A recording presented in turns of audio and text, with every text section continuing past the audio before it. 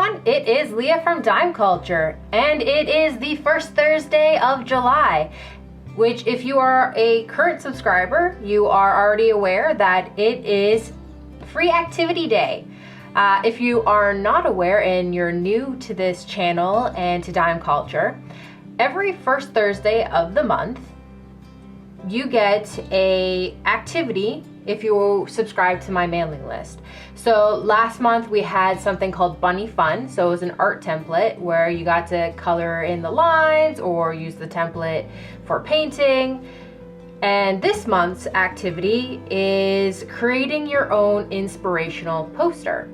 So what I believe that all of us carry this magic within us that gives us the ability to overcome things, to find the drive, to spark creativity and to heal. And sometimes we just need that reminder that it is in us, we have it, it's there. And I thought, why not in July have that be our activity? So let's get into what you'll actually get into this little booklet if you are a subscriber. And also, just so you do know, if you would like to get this activity and it is July 2019, hit that subscribe button. I'll leave one in the description section below and you will get this in the mail. All right, so the first page just goes over what you'll find in here and how there is a video posted to Dime Culture's YouTube channel where I'm going to show you how to use the booklet. And then there's actual activity sheets. Yeah, that's right. I've put in actual words, letters, and brush strokes to get hand lettering started because it's not that hard to do. It can feel intimidating when you're brand new to it or if it's something you've been thinking of dabbling in, but it's really not that hard and it's so fun. And I find by adding little touches of hand lettering into my art journal, sometimes that just adds that little bit of touch of emotional expression. So yeah, let's get to the next stage before I show you how to actually go through each page. And that next stage is what supplies you need to use. So there are so many options that you could be using for brush letters. You could use a paintbrush. One second. Okay, I'm back. You could use an actual paintbrush if that's all that you have. Because what's great about them is the fact that if it's a round brush, I'm hoping this is in focus, it's got this little point area, and the point is what's going to help you with your upstrokes. And then when you push down, it bends, right? So you can use any size paintbrush if you'd like. But if you're already into doing arts, crafts, or journaling of any kind, you might already have markers on hand that'll allow you to do this. Some of you may even have Crayola markers, which I know are really popular. I don't have any on hand, so I can't show you how to use them, but it is doable. What I have with me are the Ecoline Brush pens, the Tombow Duel brushes, and the Pigma? I'm pretty sure that's how you pronounce it. Anyways, it's a brush. It's a really thin one. So in this booklet, the letters are fairly large, but you can use any size pen if you'd like. And yeah, those are the supplies. I'm going to show you each one being used. Oh, I have another one. I didn't want to forget, and I almost did, that there are markers that are called real brush markers. Now this is the Zig brand, but you could be using Arteza, or off-brand ones that you might have bought on Amazon, where the bristles are pointed like one of these, but it's actually got bristles itself. Again, I'm hoping this is in focus.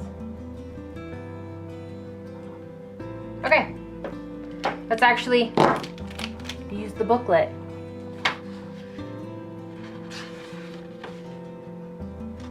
So your first page in the booklet is practicing brushstrokes.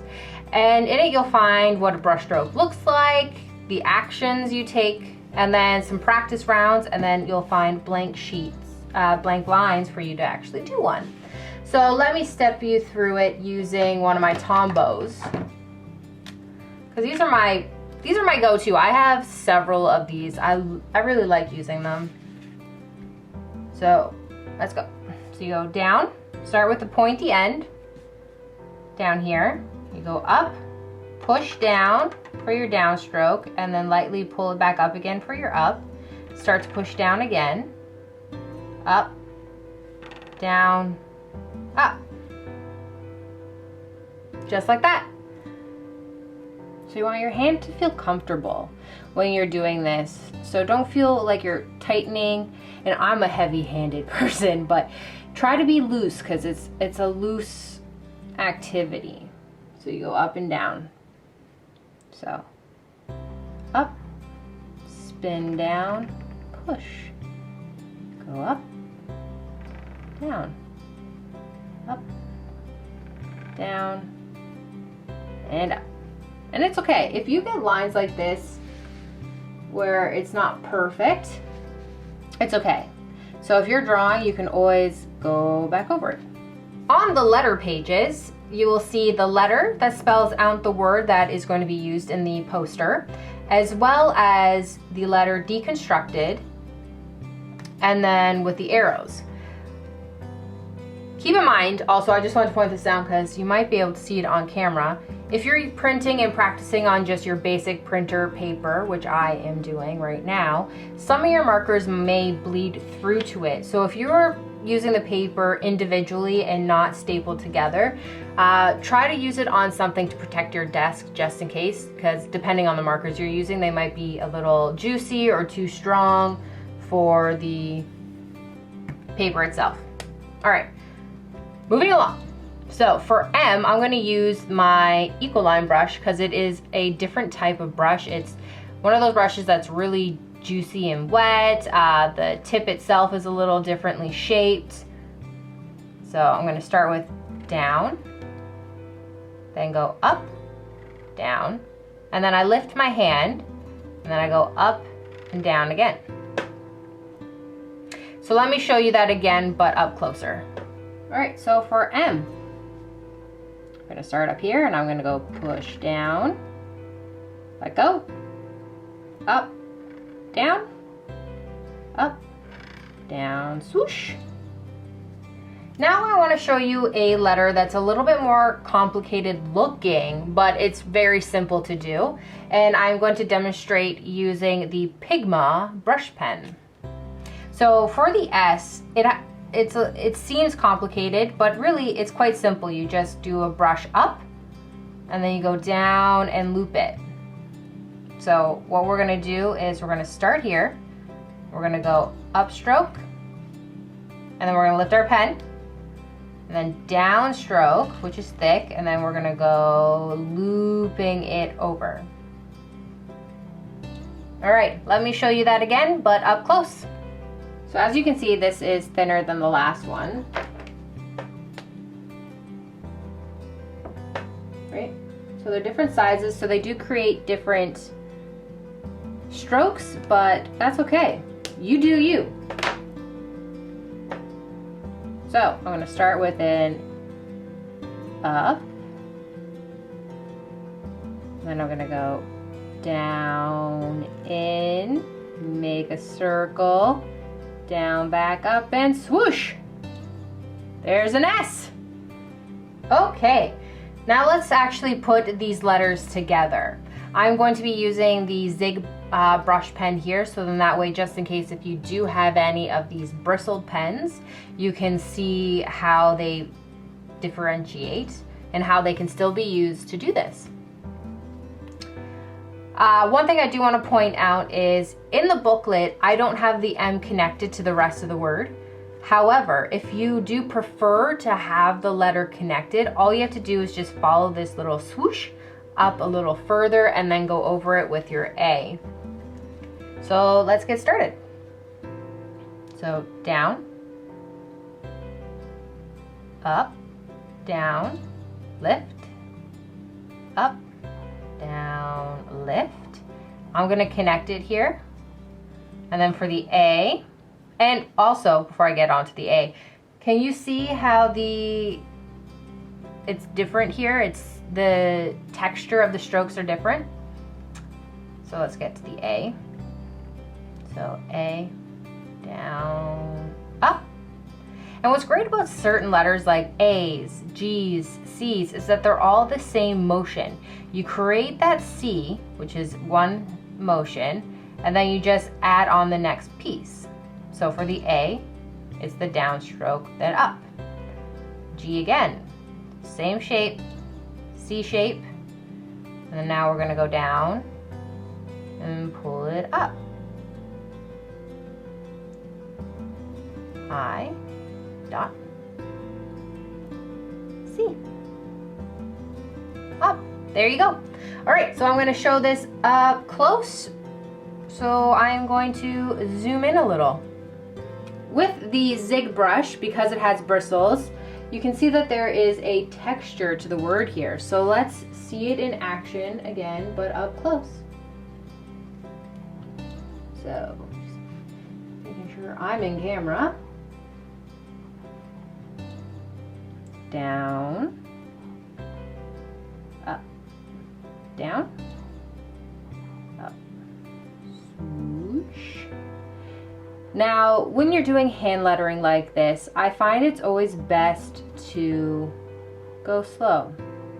I have a tendency myself to sometimes go too fast, and that's what makes me make mistakes, which, you know, mistakes are okay. Mistakes actually make letters seem more authentically unique and you, like individually to you.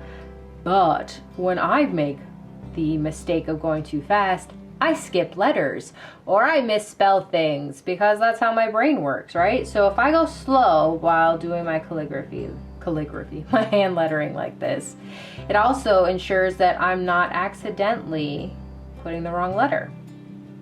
Before we get to creating the poster, I wanted to let you know that there are also worksheets in here at the back. So if you feel that you need extra practice before you actually sit down and create your own poster, I've provided several sheets for you. Okay, several as in there's 3 of them, but you can print them multiple times if you'd like. And yeah, so that is how you go through the booklet itself.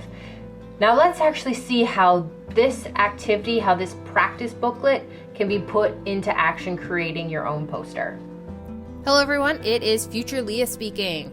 At this stage of the video, I have chosen to speed up the process of me creating my own poster. And my reasoning behind that is because, one, I didn't want the video to be super long because I know what it's like to go onto my screen and look at a video that seems enticing, but then I look at the length of the video and I'm just like, oh god, that is so long. I don't have time for that. And I really wanted to make sure that the important parts of this video was in real time, so you could watch how to do your brush strokes, how to form letters, and then how to put those letters into words. So that's the important stuff. This part right now is all personal preference. So how you're going to create your poster. What do you want it to look like? What colors are you going to use? What materials are you going to write with? Are you going to be doing it with markers and paint, or are you going to go digital and do it on a tablet? So this part is all about you because I want your poster to speak to you, and you're going to be the one that's going to choose where you're going to put it. Like, I made mine and I put it on my work desk. That way, on the days when I have that, I can't do this feeling, like I just don't have enough energy, I'm not creative, I've got nothing in me, I can't do it, I'm gonna go watch some Netflix, on those days, I have it right there looking at me going, you got this, So yeah, that's what I did.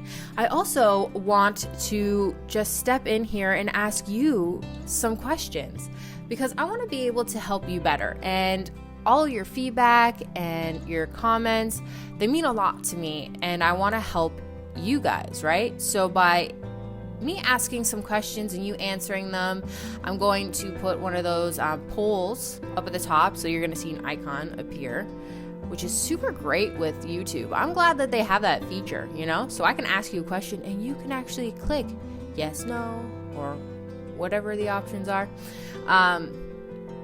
Yeah, anyways, I'm going to ask my questions now because these questions are so that you get more out of dime culture. So my first question is, should I post every week versus every other week? And I ask this because I've been watching a lot of videos and I've been reading a lot saying that in order to help your audience, you need to be on YouTube frequently, at least once a week. They actually encourage you to be on here more than once, but I feel like for myself, once a week is attainable, and I want to know if you would prefer seeing a video once a week versus every other week. My next question is, would you like to see more product reviews? That way I can go over how useful they actually are, or is the price even worth it? Are there other options for these? My last question is, would you like to also see craft videos? So how to make certain things to brighten up your environment or to just get creative. Because my how to make your own bookmark video seems to be very popular with you guys, and I just want to know if you want more. All right, that is the end of today's video. Let me know if you have any questions or comments in the comment section below. And obviously, if you liked this video, please give it a thumbs up. If you are interested in art and art supplies, and honestly, using art and creativity as a mode of healing, definitely hit that subscribe button, because that's what we do here at Dime Culture. We're all about using art and creativity to help us heal, deal with daily stress and anxiety, and to move past any kind of issues that we may be dealing with in our everyday life. So I just want to say thank you so much for watching this video. I want to thank all of my subscribers for subscribing to me here at Dime Culture and for signing up for the newsletter. Your support and love definitely is it means so much to me, and I am so grateful for all of you. And I'm so happy that Dime Culture is helping you guys, you know, seeing your comments and getting your messages from you. I'm just so glad that this is helping you. So, yes, thank you so much. And if you have not subscribed yet, definitely do so. Again, like I said at the beginning of the video, the link to subscribe to the mailing list to get all your fun free items is in the description section below. All right. Until next time, stay magical.